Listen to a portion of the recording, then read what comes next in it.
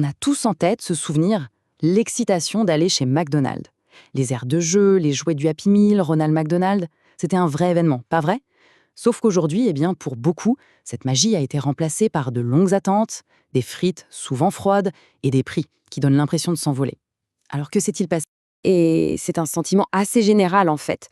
L'expérience McDonald's qu'on a connue, celle qui était vraiment synonyme de plaisir, eh bien elle semble avoir complètement disparu. C'est vraiment la question que tout le monde se pose. Comment une marque aussi iconique a pu perdre ce petit quelque chose qui la rendait si spéciale? Bon, on va creuser un peu tout ça. Et là, le contraste est frappant. D'un côté, la promesse de la marque. C'était fun, rapide et pas cher. Et de l'autre, la réalité d'aujourd'hui que beaucoup de clients décrivent. C'est vraiment ça le cœur du problème. Ok, alors pour comprendre comment on en est arrivé là, il faut faire un petit retour en arrière. Pour comprendre la chute, il faut d'abord comprendre comment ils ont grimpé si haut. Parce que McDonald's, ce n'est pas devenu une icône mondiale juste en vendant des hamburgers. Non, ils vendaient une expérience. Et attention, cette stratégie, elle n'est pas arrivée par hasard, hein. C'était complètement calculé. Décennie après décennie, McDonald's a bâti un véritable univers de marque entièrement tourné vers le divertissement pour toute la famille. Et chaque élément de cette formule était pensé pour une chose, capturer l'imagination des enfants.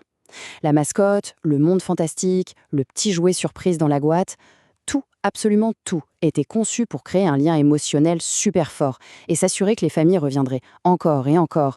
Et voilà, c'était ça le coup de génie qui a fait le succès incroyable de McDonald's pendant des décennies. La stratégie était simple, si on devient l'endroit préféré des enfants, les parents suivront forcément et ils dépenseront leur argent. Mais voilà, un beau jour, un événement majeur est venu tout chambouler.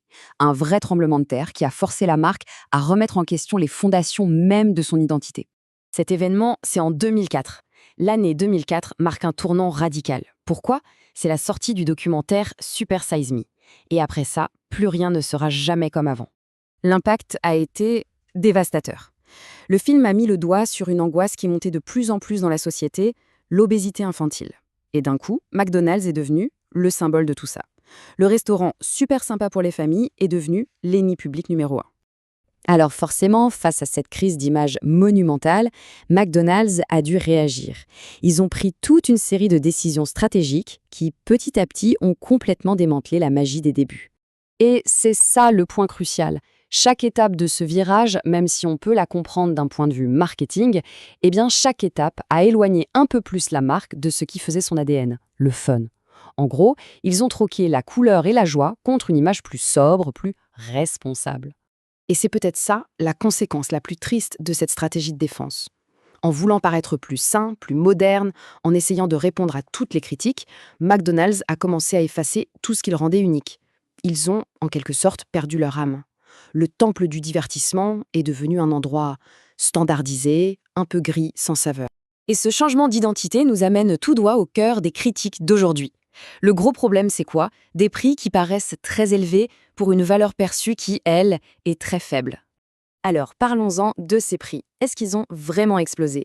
On a tous vu passer des publications sur les réseaux sociaux qui parlent de hausse de plus de 100%. C'est énorme. De son côté, McDonald's a répondu en disant « Non, attendez, nos chiffres montrent une augmentation de 40% sur 5 ans. » La vérité est sûrement quelque part entre les deux, mais une chose est sûre, le sentiment des consommateurs, lui, il est bien réel. Et il y a un autre phénomène qui vient jeter de l'huile sur le feu, la fameuse shrinkflation ou réduflation. Les gens ont l'impression que non seulement ils payent plus cher, mais qu'en plus ils en ont moins dans leur assiette. Que les portions, comme la viande, dans les burgers par exemple, ont diminué. C'est un peu le combo perdant. Et ça résume parfaitement le fond du problème. Le souci, ce n'est pas tant le prix en lui-même, c'est la valeur perçue.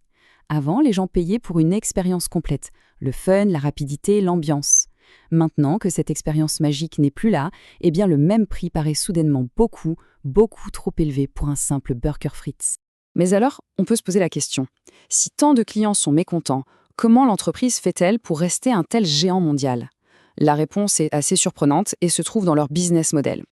Accrochez-vous, parce que c'est la révélation qui change toute la perspective. Une citation du propre directeur financier de McDonald's dit ceci.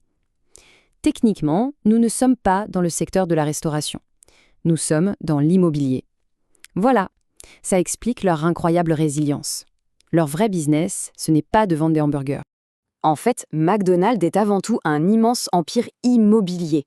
Il possède les terrains, les bâtiments et les franchisés leur versent des loyers pour avoir le droit d'y exploiter un restaurant. C'est ça qui rend l'entreprise si incroyablement stable financièrement que les ventes de burgers montent ou descendent. Alors, quel avenir pour McDo? Il y a un peu deux scénarios qui s'opposent. D'un côté, on pourrait dire qu'ils sont trop gros pour faire faillite. Leur empire immobilier leur assure une stabilité financière à toute épreuve, peu importe ce que pensent les clients. Mais de l'autre côté, il y a la lente érosion de la marque. Aucune entreprise, aussi grande soit-elle, ne peut survivre éternellement en décevant ses clients. À long terme, cette perte d'amour pourrait finir par vraiment fragiliser l'empire. Et on termine avec cette question qui est finalement au cœur de toute cette histoire. Que se passe-t-il lorsqu'une entreprise oublie pourquoi ses clients les mettent au départ? Le cas de McDonald's est une leçon fascinante sur l'importance de ne jamais perdre de vue son identité de marque et ses clients. Parce qu'une fois que la magie s'en va, il est incroyablement difficile, pour ne pas dire impossible, de la faire revenir.